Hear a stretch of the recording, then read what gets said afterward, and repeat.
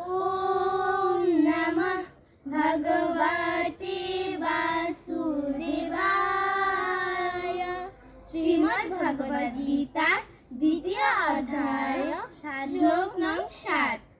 কার্পণ্যদোষ উপহাত স্বভাব পৃচ্ছামি तं ধর্ম সম্মূঢ়চেতাঃ यश्रेयसन्निश्चितं ब्रूहि तन्मे শিষ্যাস্তেহম সদিমাম তং প্রপন্নম।